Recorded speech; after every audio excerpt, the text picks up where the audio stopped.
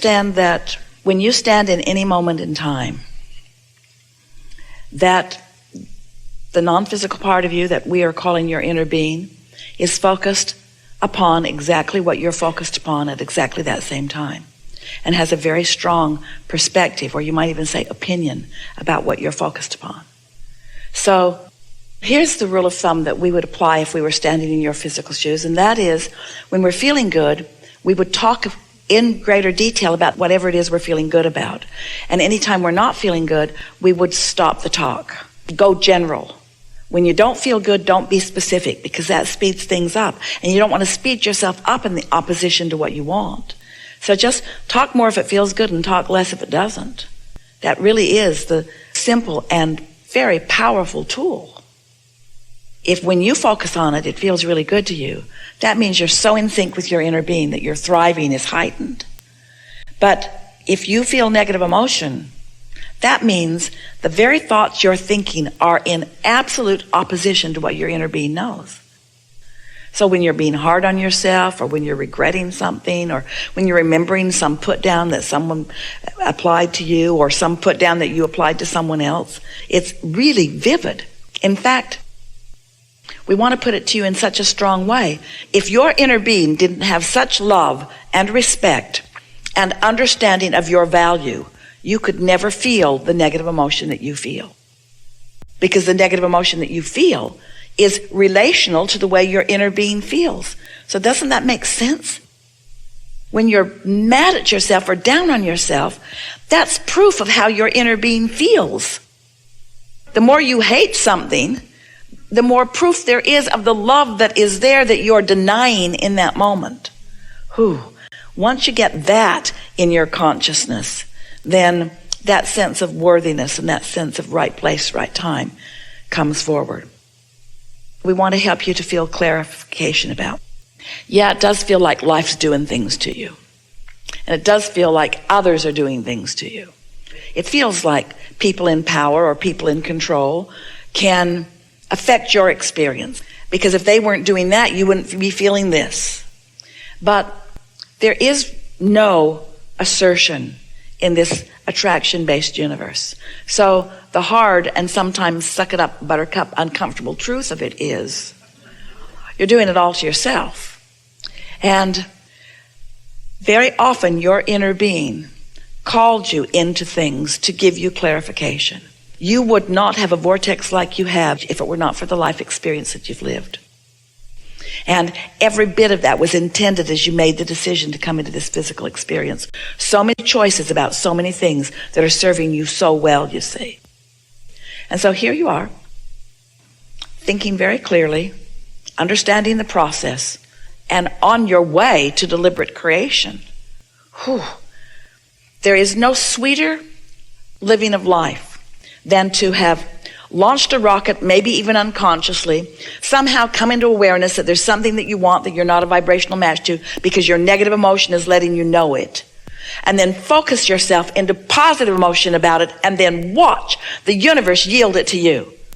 That conscious realization or association between the thoughts that you have deliberately been thinking and the manifestation that follows, there is no greater high or greater enthusiasm or greater zest or greater awareness of your purpose of life than that. Talk about enhancing your sense of worthiness, you see. No one else can pronounce you worthy because nobody else can pinch you off from the abundance that you seek. It's only you that can pinch yourself off. So it's only you that can open up to it. So you have to prove isn't exactly the right word that we're wanting Esther to find, but you have to demonstrate to yourself what your vibrational acuity is, and then just practice it. And then watch others stand in astonishment as they see you say it and mean it and get it over and over and over again. Teach to the clarity of your example. I don't talk about what I don't want, and I don't listen to others talking about what I don't want. If I'm at a dinner table or at a party and they're talking about lack or sickness or things that I don't want, I get up and I go find something else to do, and I come back, and if they're still talking about it, I get up and I come back, and if they're still talking about it, I get up, and if I come back and they're still talking about it, I get up. Do not endure conversations coming out of your mouth or anybody else's mouth about yours or anybody else's deficiency. And don't walk away in anger. You're not running away from what you don't want. You never can. You run away from it, it just comes right along with you. Go to where you want to go, in other words, and look back smiling at them. Love you guys. Talk to you when you start talking right. Now, this is the best part of this conversation. So, do you get it? Do you understand that your inner being is standing over here in this vortex, being all that you've asked for? Being so much more than you've been able yet to allow yourself to be? Being it so powerfully, law of attraction, summoning, and calling you to your own beingness. But you can only hear as much as the resistance in your experience allows you to hear. So when we talk about your inner being calling you, your inner being is calling you along your path of least resistance. And your inner being knows what things you can hear and what things you're not ready to hear. You follow that? So when we talk about being in the receptive mode where you hear or you get an impulse, that's just the impulse that you're most ready to hear at any given time, given the resistance that you hold.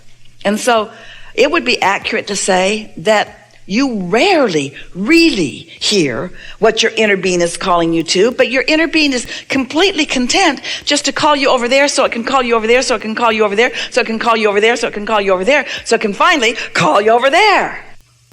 You see? And along the way, every impulse, every feeling is as much as you can get, and it's as much as you are able to decipher, given the resistance that you hold. And every time it's enough. Every time it's just right. One thing leads to another, leads to another. It's not so different from Esther losing her beautiful gold pen. And they had moved to another state and she couldn't find it, and she really wanted it. It was expensive, it was meaningful, and it was her favorite thing to write letters with. It was a beautiful fountain pen, so well balanced in her hand, and she couldn't find it. She looked everywhere, unpacked every box, went through all of her handbags, went through her handbags instantly, kept going back to the closet, feeling through them, feeling in the lining, feeling them. It's gone, it's gone, it's gone. She said to Jerry, I cannot find it. He said, oh good, something to buy. But Esther wasn't satisfied. This one was sentimental. She wanted it. She really, really wanted it, but she could not find it. And we explained to her, you cannot find what's lost. You cannot find something that you believe is lost. You cannot find something you believe you cannot find. Talk about resistance on your trail. If it's lost, even if it's there, you can't see it. It's lost. We're not kidding you. Your perception, you are translating thoughts to things, and your perception is everything, you see. So then she finally gave up on it. Just accepted that it was gone. Didn't want to, but did. And then about a month later, she was looking for a little perfume sprayer. Hadn't seen it either. So she reached in a purse that she thought it was last in and came out with that pen. She wasn't looking for the pen that was lost anymore. So then she could find it. And so that's kind of what goes on. In other words, your inner being will guide you. So Esther's inner being guided her to look for the perfume that she believed was in the place where the pen was. You see what we're getting at? Because her inner being knew where the pen was. Esther had felt around in that bag, dumped it upside down. It is uncanny how clever the universe is to give you what you believe. So you're never doing anything wrong. You're doing some clarifying things. How do you find your balance? How do you find your balance if you don't test it a little bit? How do you know what feels good if you don't allow yourself to know what feels bad? How do you know what your inner being really thinks about you and other things if you don't think in opposition to it sometimes? How do you know? You wouldn't know. And it's helpful to remember, sometimes your inner being will call you through something that you think you don't want on your way to something that you do want, because the clarification is necessary. Because you've already created it, how are you going to define the specifics of what you want if you don't have some association with it in order to define them? Did you hear that? That is so important. It's so important to acknowledge that In earlier conversations, we've been talking about the emotional scale where vulnerability or fear are in the worst feeling place. And then there's anger, which feels way better. And then there's blame and guilt and overwhelmment and frustration, long before you get to any of those feelings that feel like appreciation and love and joy and all of that sort of stuff. And so if you're feeling like a victim, anger is your friend. Your inner being is calling you and can call you from despair all the way into joy. You just can't hear it. But you can hear the inspiration to anger because you're close enough to it. You can hear that. So others will look at you and think, oh, Abraham, that can't be right. You can't be saying that someone's inner being, someone whose source energy would actually call someone to anger. Yeah. Call you into anger because it's so much better than the despair that you're feeling or the vulnerability that you're feeling or the victim that you're feeling.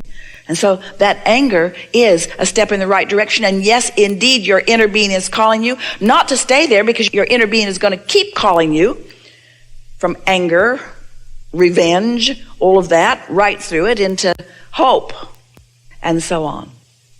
But your inner being is always calling you.